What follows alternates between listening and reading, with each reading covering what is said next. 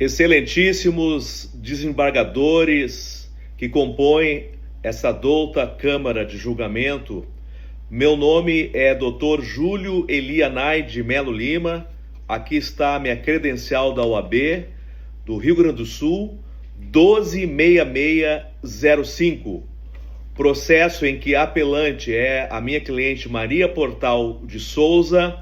em face de Cláudia Brito dos Santos, Santino Ferreira Machado e Maria Regina Portal de Souza, no processo original 518 60 51 2024 8 21 0065, em que se discute o direito da requerente à produção de provas relevantes e inéditas, com vista à futura propositura da ação rescisória e a revelação da verdade real.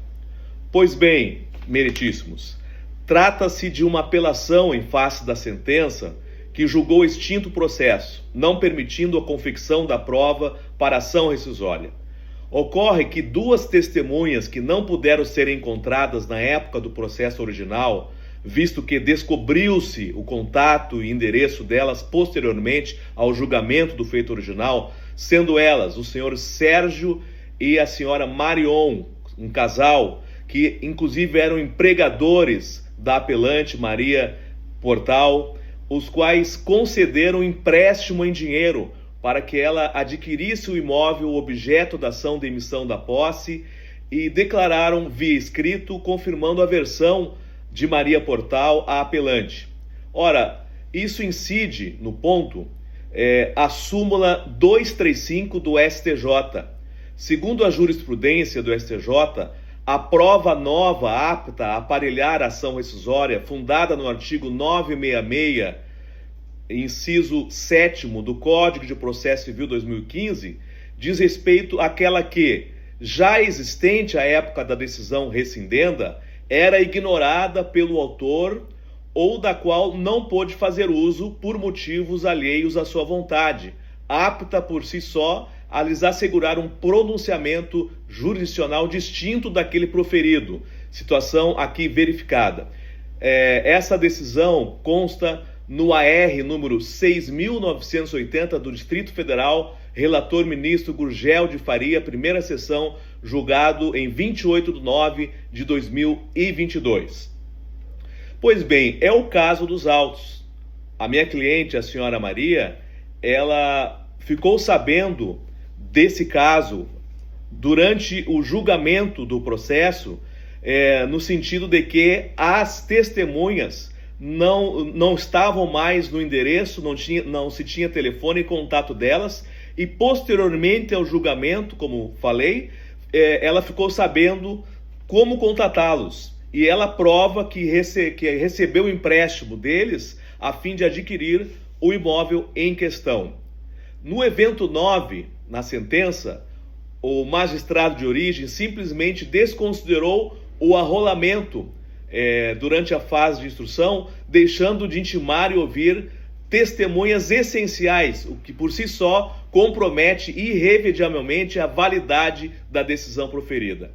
Insta de escrever ainda, excelências, que embora a apelante no processo original ter arrolado as testemunhas, o juízo daquele feito ignorou, como dito, o rol, não permitindo as oitivas das principais testemunhas, o que na ação original desta apelação também se requereu às testemunhas que não foram ouvidas, porque o juízo indeferiu, julgando extinto o processo. Trata-se de flagrante cerceamento de defesa, pois foram tolhidas provas essenciais que poderiam comprovar a origem legítima dos recursos utilizados na aquisição do imóvel, além de reforçar a narrativa da posse mansa pacífica com ânimo de dono exercida pela autora. A supressão da prova testemunhal, aliada à não consideração de elementos cruciais à elucidação dos fatos, inviabilizou o julgamento justo da causa e impôs grave prejuízo à parte ora recorrente. É absolutamente inaceitável que, mesmo tendo a parte cumprido com exatidão o dever legal de indicar as suas testemunhas, o juízo tenha ignorado esse direito fundamental, impedindo a produção da prova oral decisiva ao deslinde da controvérsia. Tal omissão configura violação direta aos princípios constitucionais do devido processo legal, do contraditório e da ampla defesa, nos termos do artigo 5º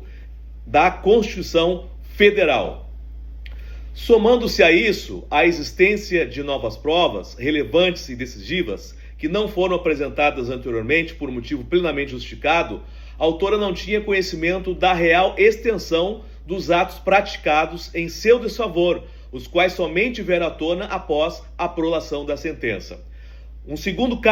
fato processual é o seguinte: além das testemunhas, excelências, cumpre destacar que a presente ação também visa esclarecer a real condição de saúde do senhor José Monteiro de Souza, que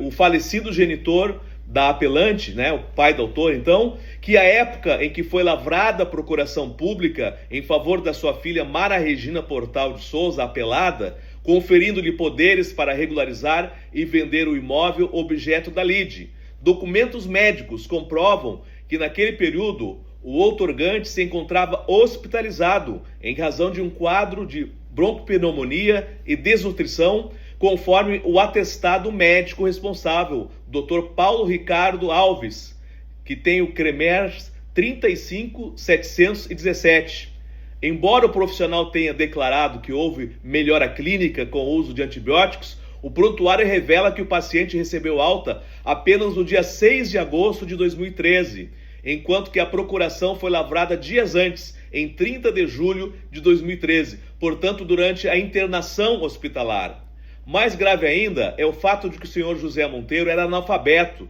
e em condições físicas tão debilitadas que não pode sequer comparecer ao tabelionato. Ele não compareceu ao tabelionato, tendo sido necessário que o documento fosse levado até o leito hospitalar para colher a sua assinatura, o que não foi feito porque ele não teve condições de sozinho entrar no tabelionato, levando o próprio tabelionato a levar para ele o documento, fazendo assiná-lo, sem que estivesse plenamente apto, em condições mentais para isso. Essa circunstância, por si só, evidencia sua vulnerabilidade e levanta fundadas dúvidas quanto à plena consciência e liberdade de vontade para a prática do ato.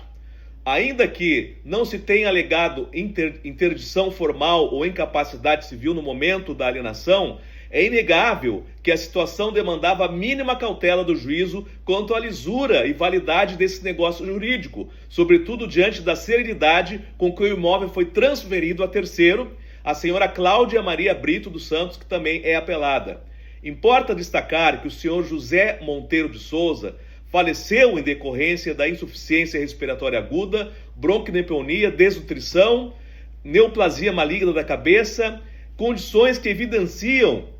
magistrados, que ele permanecera acometido pelos mesmos problemas de saúde que o mantiveram internado no ano anterior. Essa persistência das enfermidades, por sua gravidade, afeta diretamente suas capacidades físicas e cognitivas, comprometendo seu discernimento e raciocínio.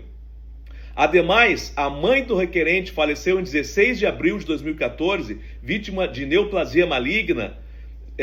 doença que também é reconhecidamente capaz de causar alterações cognitivas e prejuízos ao funcionamento mental durante ou após o tratamento. Destaque que ambas as condições médicas são fatores determinantes para se compreender a vulnerabilidade do casal no momento da prática dos atos jurídicos objetos da lide, sobretudo no que concerne à outorga da procuração pública utilizada para a venda do imóvel. Essas evidências médicas, ignoradas pelo magistrado no processo originário, reforçam a necessidade imperiosa da produção de prova técnica e testemunhal para que se restabeleça a justiça a resguardar o direito da apelante Maria Portal. Contudo, nenhuma dessas circunstâncias foi devidamente considerada ou sequer analisada pelo magistrado no processo originário, revelando omissão grave que justifica a necessidade da presente ação para a comprovação técnica e testemunhal dos fatos que comprometeram a legitimidade na transação.